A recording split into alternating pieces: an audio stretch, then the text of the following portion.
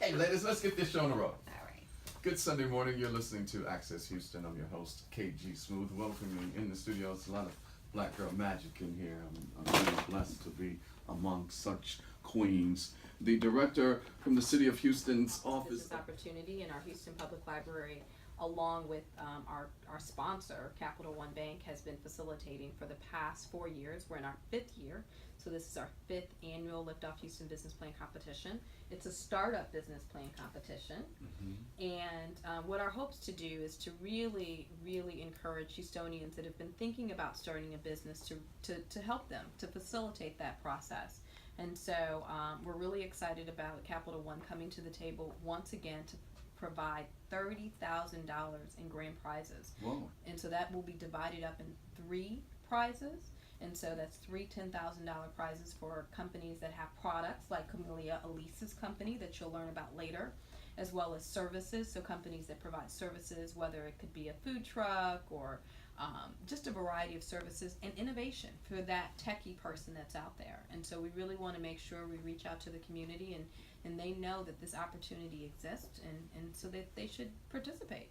Yeah, I mean, I'm glad that you are here because I did not know that this opportunity existed. So what does one must do to be a part of this, to compete? Well, we make it quite simple for you. First of all, you have to just have an idea. So if you've always had a passion, so you don't even have to have your business plan fully developed, but if you have an idea, we ask you to sign up, and you sign up at liftoffhouston.com. And so we institute all of those things while it's helping that individual, but it's also giving them that additional foundation that's going to be necessary for them to develop that business plan and hopefully be able to pitch that business plan and win that much needed capital that we know that startups need. Wow. So in essence, and I mean, I'm not comparing it to anything, but you are like, Shark Tank. In a sense. In a sense. In And a sense. actually, we call our pitch event, we do model it behind the Shark Tank. We invite celebrity judges. These are renowned Houstonians who have, businesses in their own right and have been successful in that vein. So we've had the Houston Business Journal. We've had Marcus Davis of the Breakfast Club to come out as an example and serve as a judge. And so there's a stage. You've got 5 minutes to pitch, and the judges have all the information. So they have the business plan, they have the financials, they can ask any question. And so part of this process is also helping to make sure that we can have the contestants prepared. And so we, in addition to allowing them that mentoring opportunity, this year we're actually adding in another component, bringing in EdOps Solutions, thanks to Capital One, and providing some additional mentoring so that folks are ready for the pitch. But it's an exciting day. It's a whirlwind of a day. And as a matter of fact, save the date for November 3rd, 2017. Downtown Houston, Julia Idison Library from 6 to 9 is where we'll actually host this year's pitch event. Nice. You are listening to Access Houston. We're talking to the ladies of Lift Off Houston. If I'm an inventor and I have an invention that I am creating, still in the process in terms of making sure that it's there's no other patent for it, that I've got the prototype, but yet I have not launched anything, but I have this great invention that is not out there, that nobody has. Can you all help an inventor as well? Yeah. We've actually, in our first year, we had someone who created a stand. It was called Greenbagger Stand. And so she won second place in our competition. And so what she won for was a stand that was for recycled bags. So at the grocery store, you have the plastic and the paper, and they already have the stands. And so this would be to hold up those, the paper bags or the fabric bags, how they fall down. Right. And so she invented something that had not come to market. And so this is actually perfect for you, the inventor. So if you are that inventor and you've got that invention, we're here to really, help you develop a plan around your invention. And so develop a business plan, a business model, identify your markets. And so that's what you learn in the different workshops, which, we can talk about that as well. So after orientation, you participate in a series of workshops dealing with your finances, dealing with your actual business plan itself, what needs to go into it, understanding the market. And so we partner with the American Marketing Association, and they come in and teach you about marketing and how to market your business and how to do market research. And so we're really helping you develop that plan. And so while they're at the end of the day, there are only 3 winners. Everyone's a winner. So we have businesses that have gone on, besides, Camellia Alise to launch without funding. They've gone on to get microfunding. They've put that plan together. They've been able to bring in investors, and so we've had all types of businesses, more than 3,000 participants in the past 4 years, and we're anticipating a huge, due to you letting us come on the show to talk about it. We're hoping that we can also help other businesses launch in Houston. I love that, and you're welcome. I mean, I use this platform to make us more aware. Camellia Alise. So for me, the liftoff competition has propelled my company. When I went into the program, I had an idea. I had not launched the system yet. I was working with prototypes. I went through all the workshops. I also got a SCORE mentor, which is part of the program, and I still meet with him to this day. But I did the pitch practice workshop. There's financial workshops. There's all different kinds of resources, and all those classes are free. So whether you're in the competition or not, like I know one of the things is that you have to be in the city of Houston. Well, if you are outside of the city and you still want to participate in those classes, you can.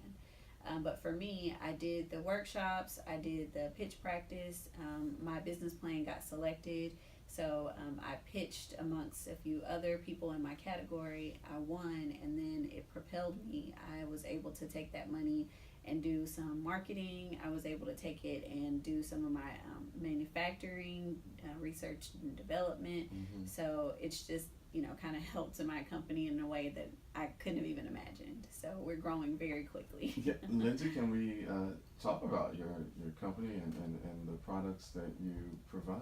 Sure. So I am a medical aesthetics practitioner here in the state of Texas, and I produce a line of skincare products that are all natural. They're for razor bumps, ingrown hairs, and acne. They are unisex systems, so they can be used on the face, which primarily most men do, but they can also be used all over the body, bikini area, underarms. So I have women that use them, all over as well. So anywhere that you shave or wax, you can use the system. What was the inspiration behind wanting to, market, well, mainly men, even though women can use the product? Like, what was it about razor bumps and all of that made you want to say, you know what, let me help my brothers out? Yeah, well, actually, the inspiration wasn't men, it was women. I worked in medical spas, and I have a condition called PCOS, polycystic ovarian syndrome, and it causes women to grow excess body hair, sometimes on their face. So I had a lot of women coming to me wanting to get chemical peels because they were scarring from shaving and waxing. And so it was something that really, touched home. And so I actually started developing the system for women who were having the issue first. And then, of course, African American males have razor bumps and ingrown hairs a lot more than those of other diversities. So I started working with African American males as well. I started doing more facials, trying to see, what products worked, and then was able to take the money from Liftoff and get a system together. Wow, that is amazing. I'm sure you ladies are very proud. Yeah, I was about to say, we're so proud of her. I mean, what she represents is that true inspiration. What she represents for people is that you can do it. There's so many people who have an idea, but they're afraid to do it. And for this year, we hosted the very first time a winners panel, giving people the opportunity to hear from the past winners and understand all the challenges, all the, I'm working, I don't know how I'm going to do this, I have a family, all the obligations you have, but knowing that through this initiative, it's really designed to be able to help you and foster that growth, not just during the competition, but post-competition as well. The Office of Business Opportunity and the resources that they provide are ongoing. Houston Public Library, access to those resources are ongoing. And so we say welcome into our family, you know, and our hope is that once you participated in the competition, that you do leave with your business plan, that you do leave with a network, right? And that more importantly though, that you understand the resources that are available to you, not just through the city, but through our other partners as well. Because we're very grateful to folks like SCORE, the Service Corps of Retired Executives, that serve as mentors. We also have Lift Fund and Bridge Path, and the Small Business Administration has joined us, and then EdOps Solutions. So we are excited to have those folks at the table who are offering these kinds of services. So there's a shared goal and a shared vision to make sure that we can move our city forward in this regard. Absolutely. And we're very intentional as well. You know, Nicole mentioned she represents the Houston Public Library. We're intentional about this program because we really want to provide access to the community.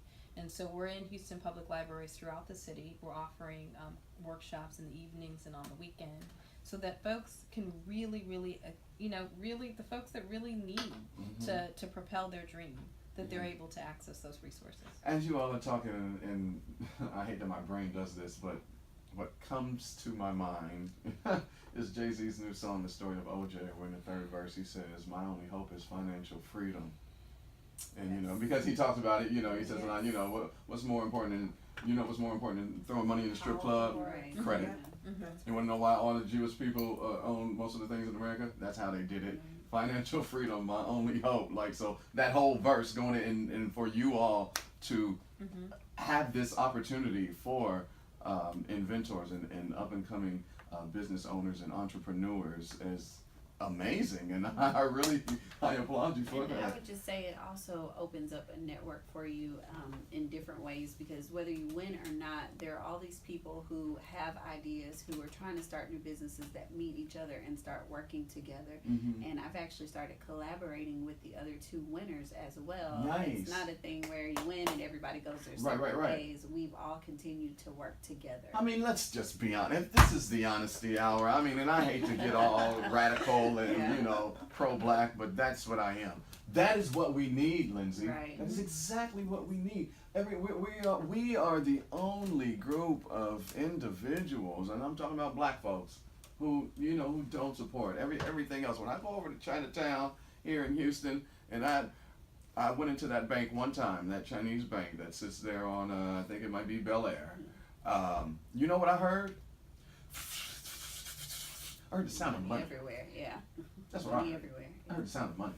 You know, so we need to get together and build our own. I mean, we did it. I mean, the first free slave settled right here in Houston, Texas, in 4th Ward, what was known as Freedman Town. It was a swamp, and they made it into something that was absolutely incredible. So incredible that the white folks got mad and wanted to tear it all down. But that shows you what is possible when members of community come together. Yeah. You've got private-public partnerships with the City of Houston and Capital One Bank, who's saying that we're not just, here to support ourselves. We're here to give back to the community and to make a difference. And Capital One has been at the table since day one, And right? big ups to So Capital big ups One. to Yes, Capital indeed. One, absolutely. Indeed. And so it is a true investment.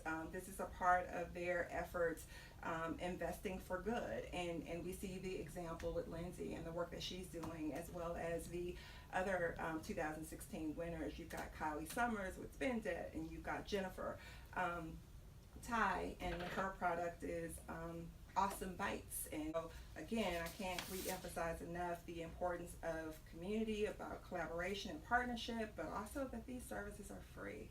So we want you guys to sign up. We want you to take advantage of this opportunity and be a part of something. If you've been thinking about, these great ideas and just talking, now's the time to take action.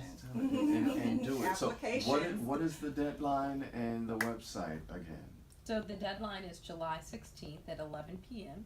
right? And the website is liftoffhouston.com. And again, it's a Liftoff Houston Small Business Plan Competition, and so we're looking for, and so it's an opportunity for businesses that are really just thinking about it, or entrepreneurs, inventors that are thinking about starting. So we want you to get started. They want you to get started. I want you to get started too. I mean, major bag alert, major key alert. These ladies are giving